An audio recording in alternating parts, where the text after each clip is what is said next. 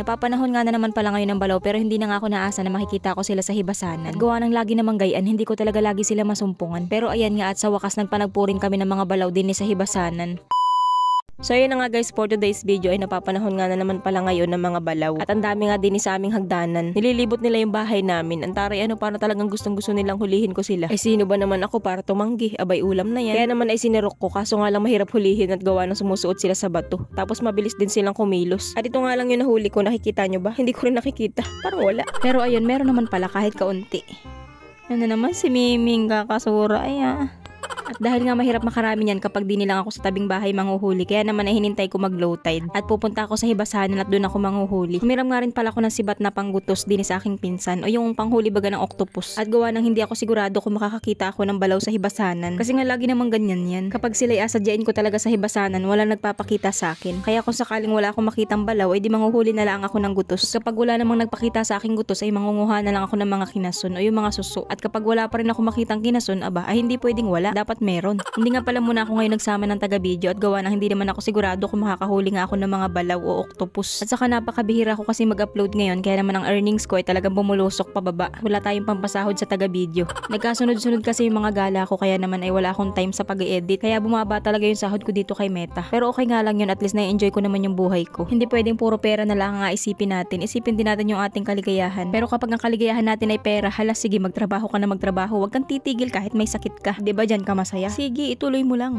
Nga pala may nakita ko ditong kawayan kahit medyo maraming pulid, hindi pala medyo talagang sobrang dami na pero pwede pa naman niyang magamit. Gusto ko sanang kunin at may paggagamitan ako kaso nakatali na. Ibig sabihin meron ng may-ari niyan. Ganyan din sa amin kapag ang kawayan ay nakatali o di kaya ay nakasangyat na sa puno, may may-ari na nun. Hindi na namin yun kinukuha. So yun na nga, mabalik tayo. Nandito na nga pala ako sa hibasanan. Nga pala sa hindi pa rin nakakaalam, ang hibasanan po na tinutukoy ko ito ay yung mga batuhan na yan. Hibasanan ang tawag namin dyan. Mukha nga lang pala ako natae dyan pero hindi. Kapag daw kasi naghahanap ka ng gutos, uupo ka ng ganyan para makita mo sila kasi bumubuga sila ng tubig. Mas madali mo sila makikita kapag gayan. Kaya nga lang wala akong makita at gawa ng blurred. Nakalimutan ko na naman dalhin ang aking salamin. Nga pala ilang araw na rin kaming walang ulam kaya naman kahit anong makita ko na lang din sa hibasanan ay kinukuha ko na rin. Basta pwedeng ulamin ay. May mga nakikita nga pala ko ditong butas ng gutos kaya nga lang ay walang laman o baka naman ay nakalubog laang sa butas. Hindi nga pala sa amin hindi kami gumagamit ng upos ng yosi o di kaya ay tawas para lumabas sila sa butas. Sa amin ay basta nakatago sila sa butas ay diwag, hindi namin inapilit na lumabas. Bahala sila. May nakita nga pala akong kalantigas din sa buhangin na nakabalay. Abay mahirap pala manghuli ng kalantigas kapag ganda ring mahaba ang kuko. Ang hirap hawakan. Nail extension pa more.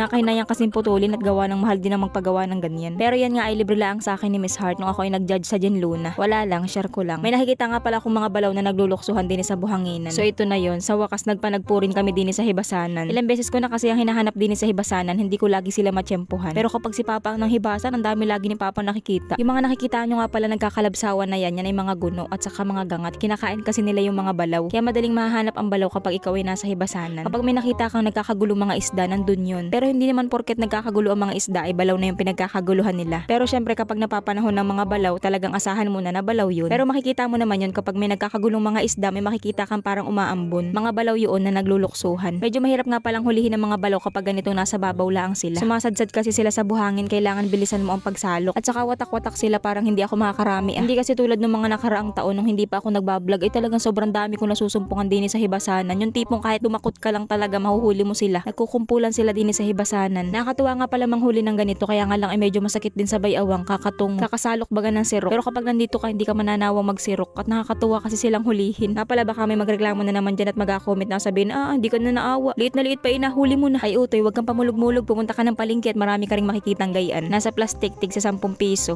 Hoy, bakit parang nagagalit na naman? So bali ito na nga pala yung mga nakuha ko. Medyo marami na rin kahit papaano. Sarap nitong gisahin sa kamatis. Sobrang nga pala akong naaliw sa panghuli ng balaw kaya hindi na ako naghanap ng gutos. Parang ayaw kong umuwi hanggat hindi ko sila nauubos.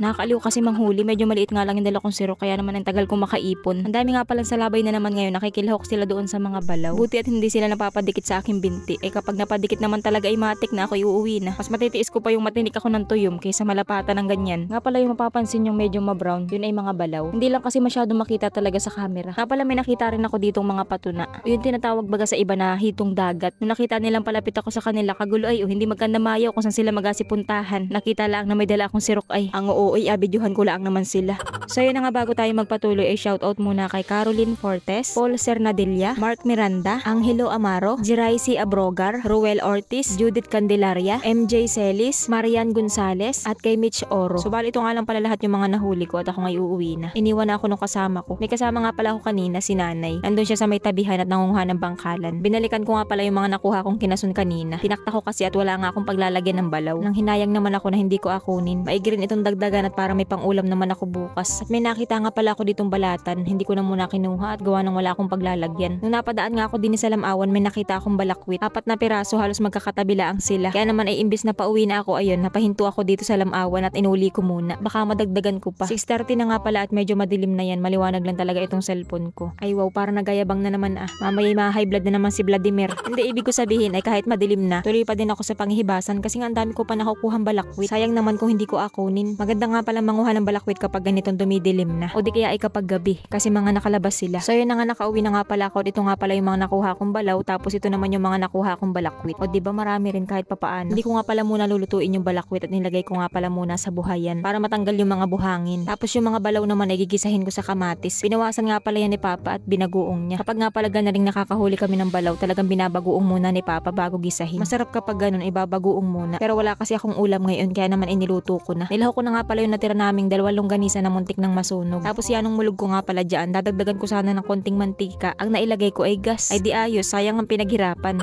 Buti na lamang konti lang yung nalagay ko. Ay di yung kalahati ay di pwede pa naman. So yun na nga, luto na ang ating ginisa sa kamatis na balaw na may kaunting gas.